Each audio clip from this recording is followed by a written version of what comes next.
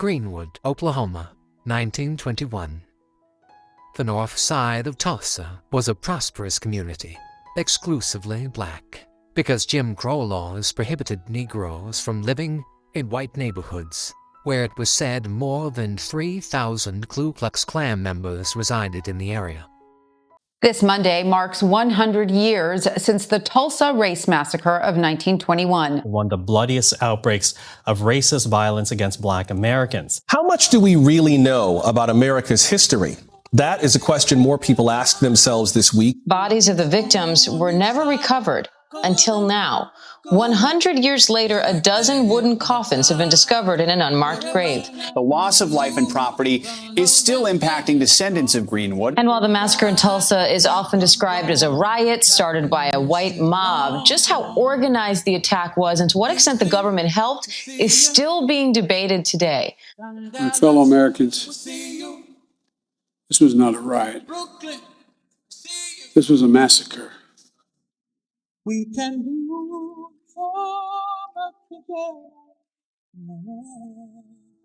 It's what we call true devastation and trauma. But no one stepped up, from the white community to locate these vicious, racist, Ku Klux Klan, white supremacist vigilantes.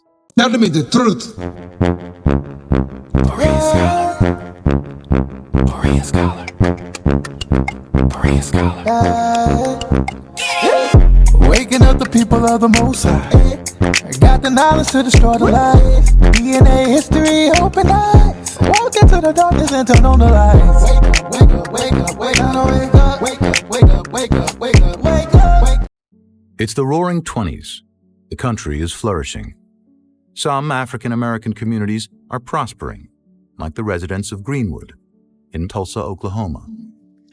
40 blocks of Black-owned businesses, schools, churches, airports, grocery stores, etc. Thriving on its own. A remarkable Baptist pastor named Solomon Sir Jones is the pioneering filmmaker. His footage was lost for more than 50 years. Jones captures the bustling life of Greenwood, which could be any American small town. Greenwood had its own hospital, school system, and oil wells. It had more Black millionaires than anywhere else in the United States at this time. But Tulsa's whites don't like what they see. In May 1921, after a Black man is accused of assaulting a white woman, a white mob rampages through the city. For a night and a day, they loot and burn Greenwood.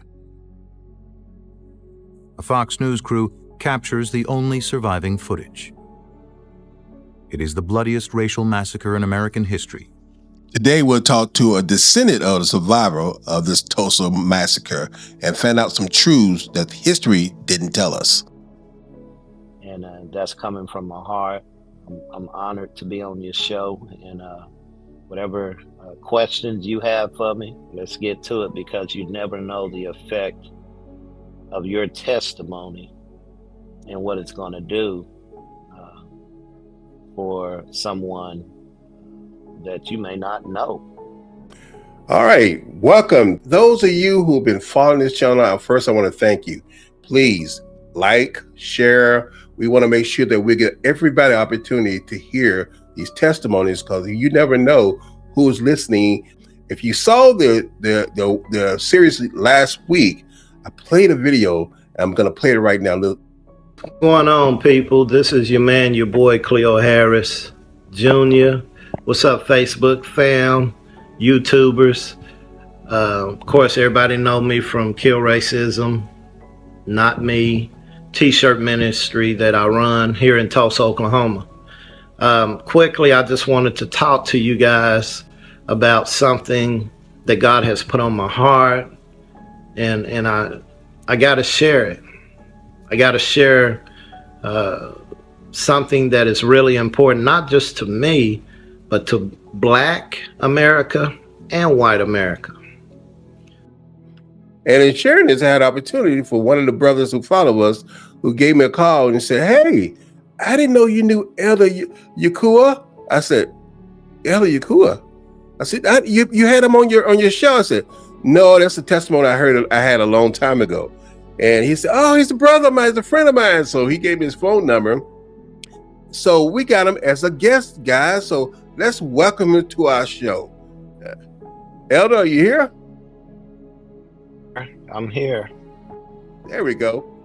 Hey, how you doing, Elder? Elder Yakua, how you doing? Shalom to everyone. I'm doing fine. I am Baruch by the Most High and highly favored. And that is Elder Yahuka. Elder Yahuka. Sorry about that. You go. No, Elder Yahuka. But I remember when I first saw your testimony, he said Elder Yahuka, and I said, I was like, no, the guy was named. That's not what it is. And then he told me who you were. I said, yeah, from Tulsa, because you're currently in Tulsa, Oklahoma, right? That is correct. Born and raised here. So you grew up in Tulsa, right? Yeah, born and raised here. Of course, I've lived in other states, Arkansas, Pennsylvania, and I was a hip hop DJ, early hip hop DJ back in the day. So I traveled a lot. A lot of people know me across the states. Done about 10 albums, and so eventually got into the gospel hip hop. I was one of the first hip hop DJs in gospel rap. Okay, so, what group? There was I had so many groups I was in, but the most prominent one was a group called ETW, End Time Warriors. I've heard that. Yeah, I was their DJ. Oh, okay. See, I've heard your music. Yeah. Because I got into, in fact, you remember Michael Peace? I know Michael Peace. Stephen Wiley. Stephen Wiley, yep. We had Michael Peace. We had Michael Peace, Stephen Wiley, and T-Bone at an outreach. T-Bone. I used to do outreach. I was a youth minister. So I was into all that. Yeah, I know all of them. Bro, see, our path ran. We ran together for a while. Didn't even know it. Right. I used to mentor T-Bone when he first came out. Yeah. He was a little skinny, scrawny white kid back in the day. I used to mentor him. In fact, I had End Time Warriors cassette tape. I remember your cassette tape because I bought all the music, so I kept it in my stuff, and I probably laid it out to a youth and never got it back. But I've had you. I had your music. So yeah, wow. I'm on the biggest album we ever put out. Let's Stay Together. We did a video. That's me in the background. Wow. See, our path has crossed several times, but not personally. Right. So, right. But let's talk about growing up in Tulsa, being that Tulsa is such a landmark area, especially for our people. Being is one of the many places that our people had thrived and was doing well. But then the powers that be came in and destroyed it. Right. So, born and raised in Tulsa, Oklahoma. Better known as historic Greenwood district, Negro Wall Street / Black Wall Street. I never knew about what happened here until around 1975. I was about 10 years old, and I was called to this elder who was at a park called Ben Hill Park, and it was 4 of us. He called us over. We thought he was a homeless man. Turned out he was a survivor. One of the survivors from Tulsa? Yeah, he was a survivor. We didn't know the significance of that, but he called us over and began to tell us about the tragic atrocity that happened to a thriving city. And Oklahoma is a unique space in terms of the number of African-American towns that were established. Some suggest upwards of 50 African-American towns. Between 1924 and 1928, Reverend S.S. Jones was going around documenting this sort of self-determined, vibrant African-American communities. You see the African-American educators, doctors, lawyers, landowners, oil barons, and I think that's what's so remarkable about this footage. To think that individuals, how many years out of slavery, are now owning oil wells that are producing 2,000 barrels a day. Is that not the ultimate American dream? Is that not the ultimate American story? It flies in the face of what I think some people consider part of African American history and culture. And I think that that was one of the things that Oklahoma and what S.S. Jones is really kind of showing is that African American history and culture is not a monolith. And in a way, it became kind of like a marketing tool to encourage individuals to migrate, to move there, that this is a place where you can live, you can thrive, and peacefully reside. There were still palpable racial tensions. There are lynchings, there's Jim Crow, segregation, there's all of these things, and you still have an African American community or many communities that really speak to the fortitude and resilience of Black people in this country. And he just said, hey, young bloods, that's that old school. I didn't know what the young blood meant. I'm thinking this man getting ready to kill us. And so I was, I'm always on watch, but he said, do y'all know you on holy ground? And we were at the pinnacle part of where the Black soldiers, Buffalo soldiers at that time, were fighting these white mobs, Ku Klux Klan, and just an onslaught of just white wickedness, thugs, people who were looting and raping, pillaging. This was a white community that hated the Black success. And so as this survivor was telling us, he broke down and cried, and that kind of messed my head up to watch a grown Black man cry. And he said, please don't ever forget what I'm telling you. Please, please. He begged us. And so I never forgot it. To top it off, the minimum wage and living standard of a resident of Black Wall Street far exceeded that of the average white citizen of Tulsa. But on May 30th, 1921, all that changed. Dick Rowland, a shoeshine boy, entered the elevator in the Drexel building to use one of the only few colored bathrooms in downtown Tulsa. On the top floor, Sarah Page, a 17-year-old, a white elevator operator, began operating the elevator when it lurched, causing Rowland to stumble. He bumped into Sarah, and she screamed. Rowland, knowing what Frederick Douglass had penned as the truth with regards to the treatment of Black men in America, to be accused was to be convicted, and to be convicted was to be punished. In this case, punishment, when it came to the accusations of a white woman, meant death, and knowing her scream was a likely death sentence, young Rowland ran away. He was later seized and apprehended with the intent of being lynched. Word of a Black man raping a defenseless white girl spread throughout the Tulsa area. Dozens and then hundreds until a mob of over 2,000 white men gathered at the county courthouse demanding justice. But justice for what? Sarah Page wasn't assaulted. Her clothes weren't ruffled. And though her story wavered during questioning, she ultimately affirmed she was not harmed. Moreover, she refused to sign a statement saying that she had been raped. But don't let the facts get in the way of a false accusation of a Black man who needed to be put in his place. At the end of a rope. The Tulsa Tribune reported, a Negro assaults a white girl, and later, to lynch Negro tonight. With no basis in fact for the allegations of rape, the mob persisted in their demand for justice of a white girl who emphatically stated that no injustice had been done. Walter White of the New York Evening Post wrote, Chief of Police John A. Gustafson, Sheriff McCullough, Mayor T.D. Evans, and a number of reputable citizens, among them prominent oil operator, all declared the girl had not been molested, that no attempt at criminal assault had been made. Victor F. Barnett, managing editor of the Tribune, stated that his paper had since learned that the original story that the girl's face was scratched and her clothes torn was untrue. And there you have it. Fake news. But the damage had already been done, and the wheels were set in motion. Armed Black World War I veterans were among the less than 100 members of the Greenwood community who came to prevent another lynching of a Black man, as thousands had been lynched since the generation of Reconstruction. A verbal confrontation led to a shot being fired, triggering what would soon become the most bloody racial conflict in American history. Got it.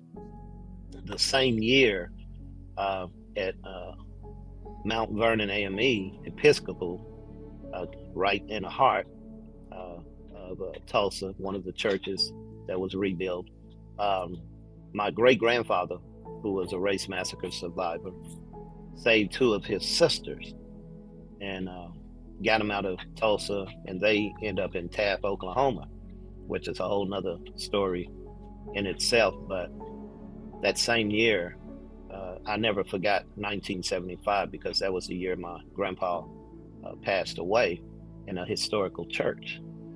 And so another 20, 30 years would go by before it start coming to surface. And a lot of the blacks down here were pretty mad because this wasn't being taught in the schools, in the history books. And here I am going to school on the main street called Greenwood, and one of his historical schools that was rebuilt, renamed, and eventually tore down, Booker T High School, and later called Charles S. Johnson. But Greenwood was thriving from this, actually from 1922 all the way up to the 70s, and they came in and destroyed it again with urban removal. Most people know it by urban renewal. Gentrification. So gentrification came in. People start selling land for real cheap, and just a horrible way to, again, take over prime real estate and push the success of historical information out. Well, they call it urban renewal, but we call it urban removal.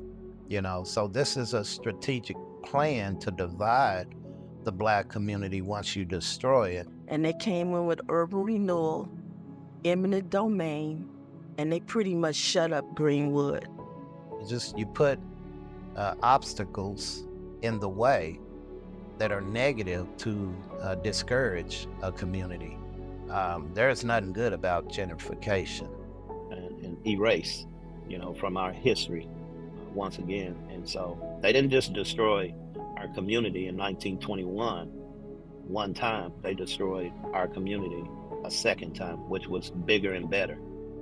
It was bigger and better. So the massacre that everybody know about now, thanks for most of the Marvel movie that came out and everything else. It got people, some people who dare to study. That was the first or the second attack on that community. So the first attack was in 1921. 1921. So what happened was, and this is not accurately being told, and we have receipts to prove it. I have receipts to prove it. I'm a descendant myself, so I know the history. I'm from here. I know real life people who are descendants of these people that I'm gonna mention. How it happened was a young man, 19 years old, Diamond Dick Rowland, and a young lady, Sarah Page, were both in she was the operator, elevator operator, and he was a shoe shine guy downtown. He also played football, basketball. He was an athlete. They say that he went into the elevator and sexually assaulted her. And there's a screen, elevator door open. White men are out there. He takes off running. They end up putting him in jail. They said that there's going to be a lynching in the newspaper, the Tulsa Tribune. And so 75 black Buffalo soldiers went down there and got him out.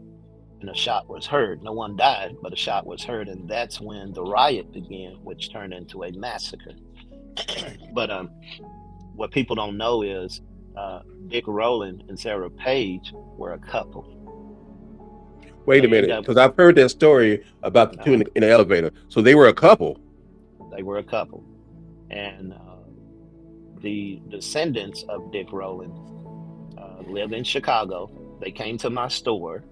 And as one of my sons was telling the story, they walked up to us with tears in their eyes, saying everything that we said, or my son said, is very accurate and true.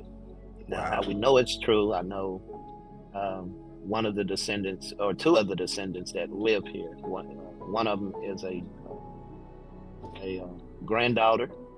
The other one is a great niece, and a distant cousin and a great niece, who both verify that there's a marriage license out there to prove it. The granddaughter has the marriage license of Dick Rowland and Sarah Page. They left here, went to Kansas, to Ohio, eventually to Boston, where they had children, and then they moved to Chicago, where they lived out the rest of their days. And there are Rowlands in Chicago as of today. So the actual event that started the lynching party was a couple in the elevator that some people, when the elevator opened, saw them together. Right. And the reason why that incident happened is because Sarah Page was telling Dick Rowland she was pregnant. Oh. A little commotion happened. Doors open. He see the white men, and he takes off running. All behind her telling him she's pregnant. But they don't want to tell that. You're not going to get it in the documentaries. You're not going to get it in the movies. See, that's why I was thinking, because I've heard several documentaries, several people came out there and interviewed people. I have never heard this part of the story. And you said after the Buffalo Soldier came down to get them out, those couples got a chance to get away. Oh yeah. They, as soon as he was released, him and Sarah Page left, and each place that they would arrive to, Dick Rowland would send letters back letting his parents know that they were okay. Yes, but sir. But then the massacre took up.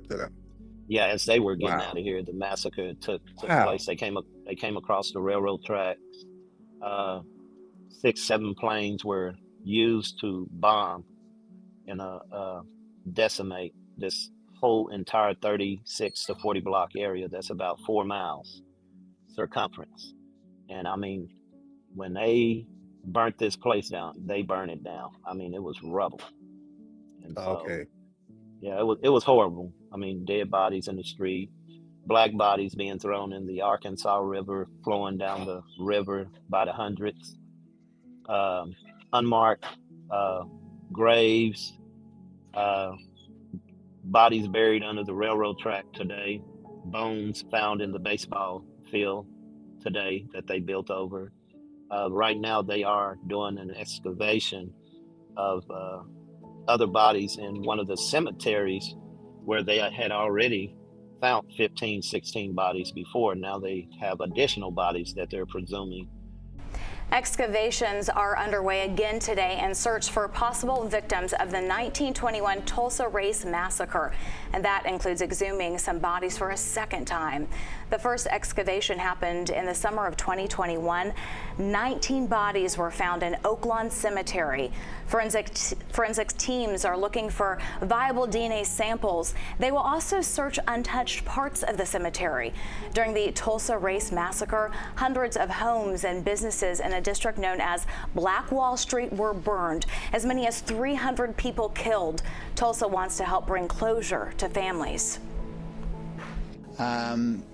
These are not numbers for them or for us. These are Tulsans who were murdered and who we are trying to find so that we can give their families the opportunity to bury them that they never had, and the knowledge of what happened to them, which they, 100 years later, many of them still don't have. This new excavation is expected to go through mid-November. To identify, so there are bodies all over this area, up under the highway where they ran the highway through Greenwood. Now, I know that the newspaper gave a number of people that were supposedly killed for like 100 and something, but I heard it was more than 300 or more than that. Well, again, in 1975, which I didn't mention, there's so much to mention, the survivor who was talking to us said there were more like 1,000 plus people who died. And so he said it was about 10 to 20,000 people here. He said it was more like 1,000 to 3,000. And one of, his families were being gunned down by a machine gun. And he described acted out how the machine guns sound. And that's what scared me as a 10-year-old. And I'm like, what kind of machine gun would rip people apart like that? Well, if you Google 1921 race massacre, you'll see some pictures where they have bodies on the back of these sand trucks. And on these sand trucks, you'll see military men, white men, behind machine guns. And they're holding the machine guns like that. I looked real closely because we had a museum in the back of one of the stores. It turned out to be a Gatling gun. A.C. Jackson, who was a surgeon, got shot by one of those Gatling guns, and it ripped his stomach wide open, and they tried to save him and pack mud in him. And of course he died. He's buried in Guthrie, Oklahoma. But I know his great nephew who came to my store. And of course, you know, the museum across the street, Greenwood Rising, it's and this is my personal thought, it's blackface. It's not us, you know, because they don't tell all the truth. And there are a lot of descendants and families that are very upset, and he's one of them. So it's still gentrification. They call it diversity. Diversity. And see, you growing up hearing that at 10 years old and being in the area where you found out that they didn't teach you that, although you lived right there where it happened, and the people like the gentleman you met telling you these stories because they were eyewitnesses. Mm-hmm. Yeah, and the families of the people who saw that you were around eyewitnesses, that gotta had an effect on your life coming up. Oh yeah, it was traumatizing to me then, and I didn't understand at that age. But I remember asking my great grandmother, because me and my brother, we would share days or weeks staying with her. She lived across the street, so you know, when it was one of our turns to go stay with her, we'd just be across the street. But I remember after that situation with the man telling us about the atrocity, I asked my grandmother, I said, Grandma, do you know anything about a Black Wall Street? And she turned to me. She was in the kitchen cooking breakfast. She looked at me and she said, yeah, that was pretty bad. And then she turned around and never said a word about it until after she died. I'm asking questions again because that stuck with me. Knowing that my grandpa, who was a survivor, saved 2 of his sisters and 3 other brothers helping him, and here I am back on Black Wall Street telling the story. And it's been kind of an uneasy, bittersweet roller coaster ride, because I'm like, it really resonate the hurt I was feeling back then when that survivor told me what happened to his family happened to my family. Well, I admire that you saw and heard what happened to your family, and in that area being that it was such a mecca. I mean, it was said you had your own grocery stores, banks, hospital, it was a library. After all the stuff was all Black owned, Black operated. Yes. And the main street was right. We had our own currency. We had a voting precinct. Imagine you could vote in the early 20s, the 1900s. As far as I knew, we didn't start voting until the 60s. But that history, that information was destroyed and lost. Not only did we have voting precincts, like you said, we had over 600 plus businesses. 13 churches were burnt down. And I'm connected to that. One of the 13 churches, Christ Temple Methodist, that I grew up in, was burnt down from Greenwood. And when it was burnt down, they moved it about 3 miles northeast. It's things like that kind of creep up, and when you find out the truth, man, it's definitely hurting to know that we had a wealth of businesses. You know, we had young people who were wealthy as well. We had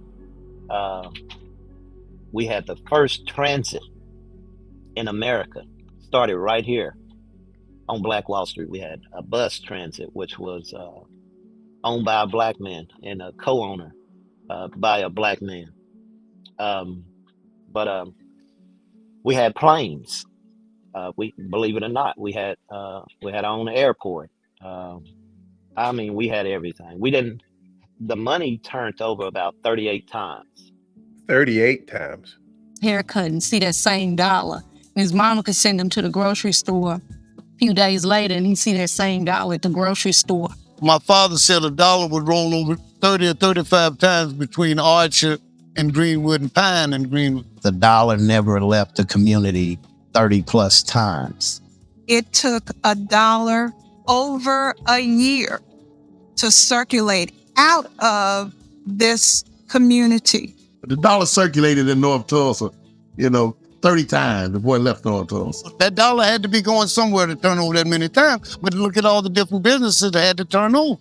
So he kind of painted a picture of what Greenwood really was for the Black community. And that's when I really kind of got interested in economics, understanding how a community could be that prosperous and lose its. I mean, we lost the reality that we should have. I hear white people say all the time, get over racism, get over what happened. But what they fail to realize is that they are reaping the benefits, the residuals of what our people built for their people.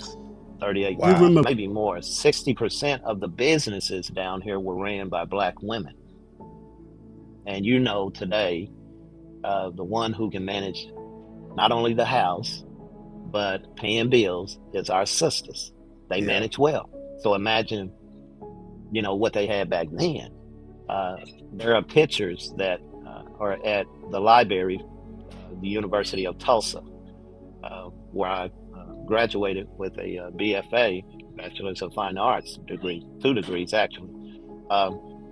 Thousands of our pictures are in their library vault, showing how we dressed. We dressed casual. We were casual dressing prominent people back then. And so all of that stuff has been hidden. And, being that this was Little Africa, the first Harlem in the world, it was the world's richest Black city. I'm gonna try to pull up some of the stuff that I had on that era and how successful they were, and just let people know some of the stuff you said, and you could talk over top of it because I'm taking the sound out because I'm using this as fair use. I think this is the man's store. I think. We had our own trucks and businesses. Coca-Cola distributors. Mm-hmm. Yeah. This is. I'm thinking this is one of the man's wife, the man's brothers. I remember that. I think that was the one of the theaters. This was the pharmaceutical store, and here's another store. And I remember going into stores like this when I was young. So these stores were still around. Okay, this is the man's family here, prominent family. And so, this is after 1921. That's John Hope Franklin. His father, B.C. Franklin, was a prominent attorney. Yeah, and I got a chance to meet him. He was a prominent historian too. And this is a PBS issue done on this. Some of the survivors. James Homer Johnson, very radical, political. Mabel Little. I somewhat remember her. They got a home named after her right by the Greenwood culture. Joe R. Burns. I heard of him. Don't know much about him, but I've heard of his name. Knowing that there was such a successful businesses, and I remember one time because I did a study on it. This was a couple years ago. Because I did it while I was still teaching. I brought up all the churches and they were showing people taking pictures outside. You had Black men and women in nice cars, and you're just thriving. Then all that stuff happened. And you say your business that you own right now, that you're in right now, is on the main street where all that happened, right? Yeah, I'm actually at 101 North Greenwood Avenue on the corner, right across from, it's the southeast corner of Greenwood Archer. Yeah. See, most of you don't know here now the story. Greenwood, Archer, and was it Pine? Yeah, Pine. And Pine. Which most people don't know that name was actually used for an R&B group who's originally from here, and we know him as the Gap Band. The Gap Band. So if you didn't know that, the name Gap Band, the letters GAP stands for Greenwood, Archer, and Pine. And I know the family real well. Grew up with some of them, some of the children of the members of the band. I also, me and my brother used to stay in Mama Wilson's daycare, and we used to hear Uncle Charlie and Ronnie and Robert and them practice down in the basement. Andre Wilson, who is Ronnie Wilson, both are now deceased. His son, me and his son were best friends. We went to Carver. So, you know, it's a lot of history. A lot of history, and one unknown fact a lot of people don't want to talk about. They say, oh no, this song that Uncle Charlie wrote was just about drugs, and that song is "You Dropped a Bomb on Me." What he was talking about? He was talking about the race massacre. You dropped a bomb on me, baby. You dropped a bomb on me. He was talking about drugs and women, but there's a hidden message. If you watch the video, you see the planes dropping bombs. Yeah. So that song was about what happened in 1921. I'm glad you brought it up, because they said they actually flew planes over that area and was dropping bombs on churches and houses and stuff like that. It was so hot that the bricks fused together like they were thrown in lava, volcano lava. That's how hot it was. So they didn't drop bombs to just scare people. They dropped bombs to literally obliviate, decimate, Hiroshima, get rid of type destruction. Right. And so there are pictures that show, actual black and white pictures that show the devastation that happened back in 1921. And you have to understand, it took less than 24 hours to burn down, 18 hours to be exact. That's how hot it was. 18 hours? 18 hours, yes sir. Whew. Oh yeah. Well, you know, in going through all that, and being that you're right there at ground zero, all that, and you grew up and knowing all the information, and you said it was traumatic.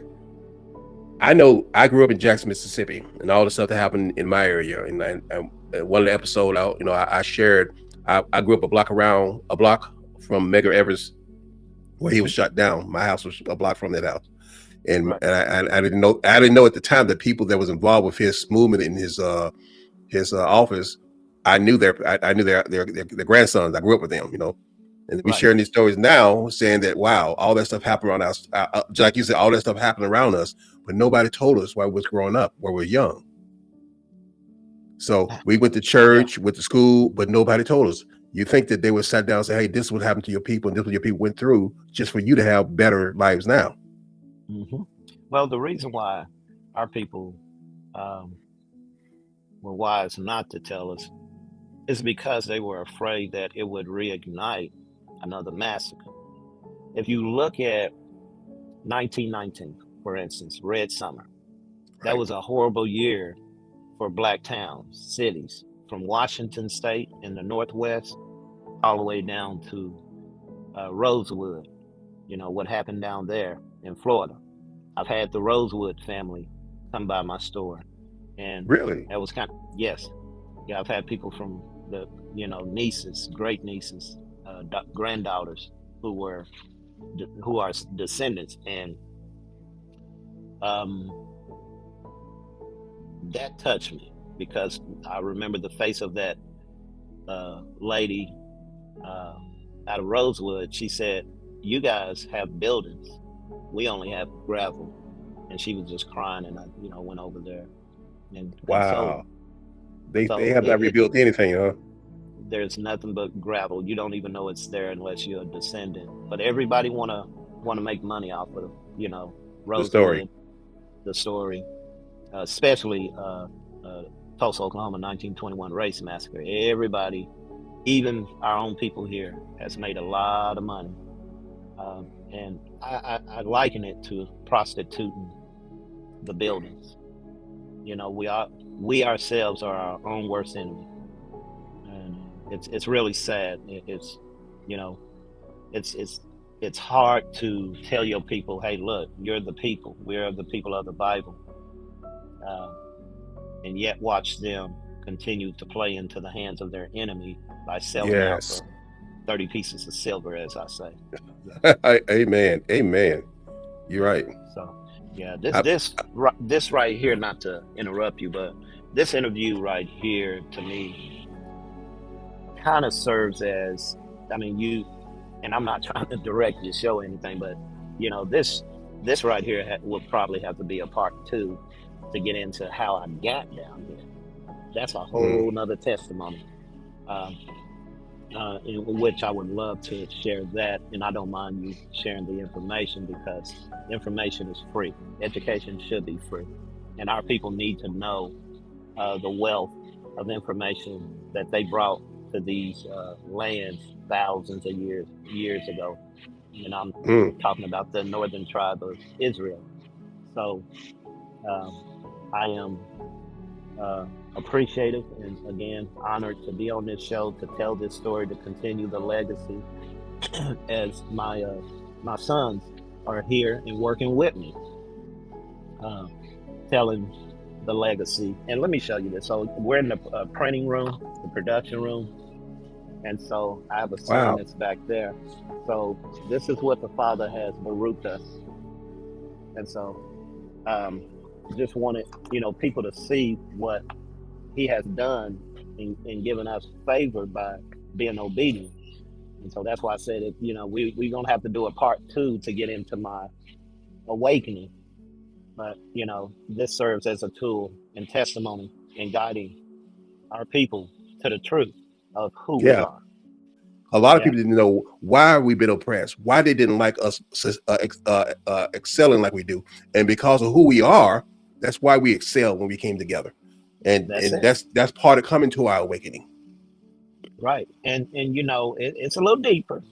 The reason why these things have always happened to us, wherever we go, Deuteronomy chapter 28, he said, no matter where you go, you will get land, you will grow crop, and every single time the enemy is going to come in and destroy it, burn it, take it away from you, sell your children in slavery. You'll become bondmen, bondwomen. You'll have an evil eye towards your brother. Your sister will have an evil eye towards her sister.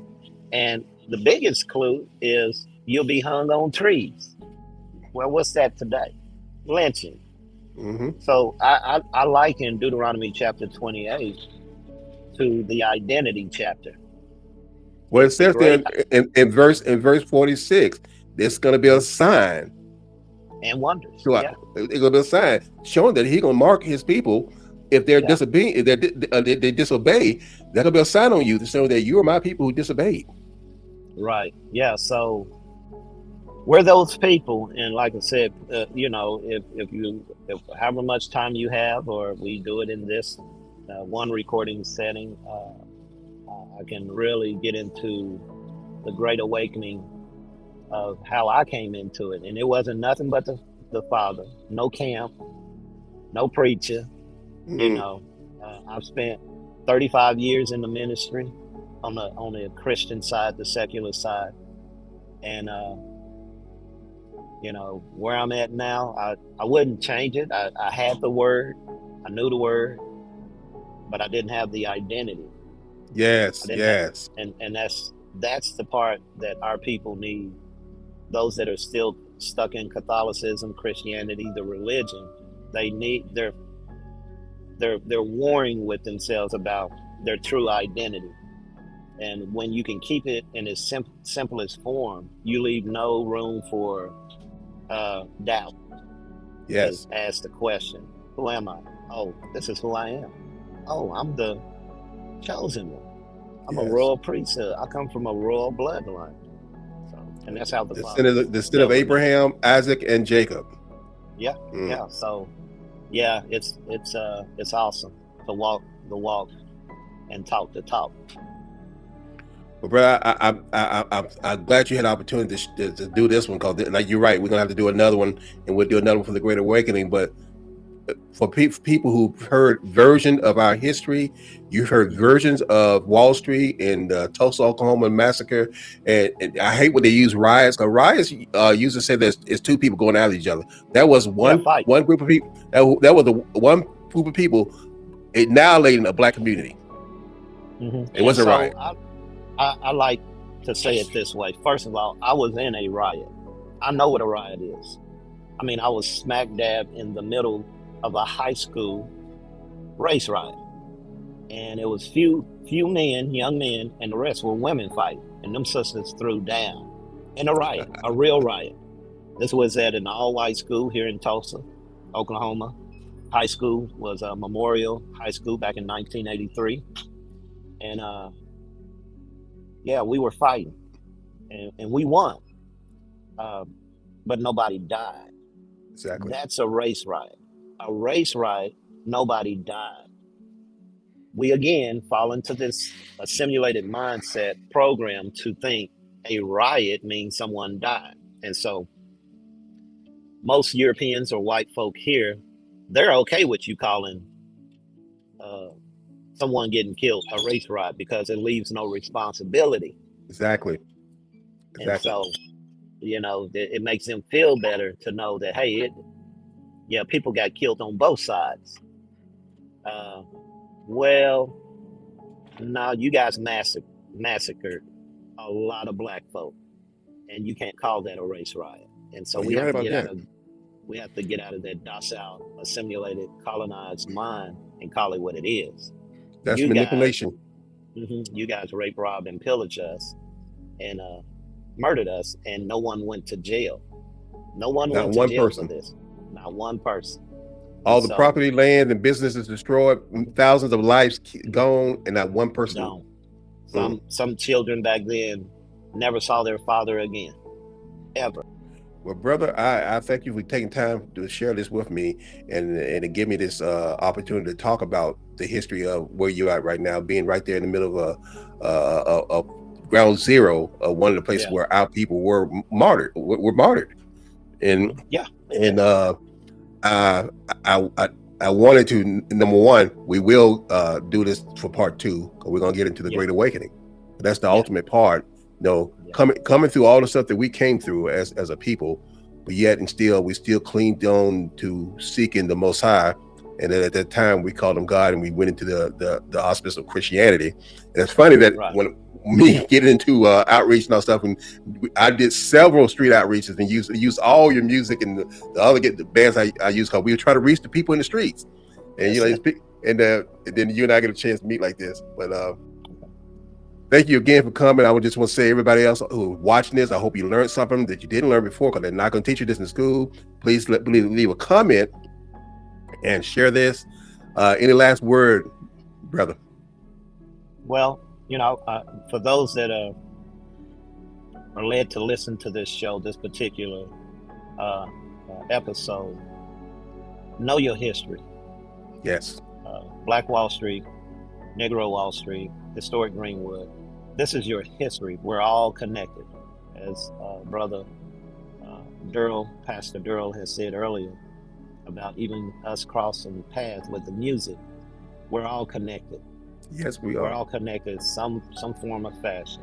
And just know that we are important people, and we have to unify. We have to come back together, but we got to do it right. We got to obey those laws, statutes, and commands. And I would say, if you want to be Baruch, in English terms, blessed, get on the Sabbath. Just get on the Sabbath, and the Father will open many doors and windows for you to receive those blessings that there won't be room for you to even hold on to. You have to share the testimony of who you are. Yes. Well, thank you, brother, for sharing with us. And for those of you who are listening to what he just said, there'll be suggestions of videos you can watch at the end of this that will give you more information. But my heart is that the Most High bless you and keep you, and he make his face to shine upon you. Shalom, and we'll see you next time. Shalom. What do you think about this topic? Remember to be a Berean scholar, as it is written in the book of Acts 17 verses 11 to 12. Now the Bereans were more noble-minded than the Thessalonians, for they received the message with great eagerness and examined the scriptures every day to see if these teachings were true. It's time to deepen your understanding and see your reflection in the sacred pages. Please click subscribe, and click the notification bell to stay up to date with the Berean Scholar channel.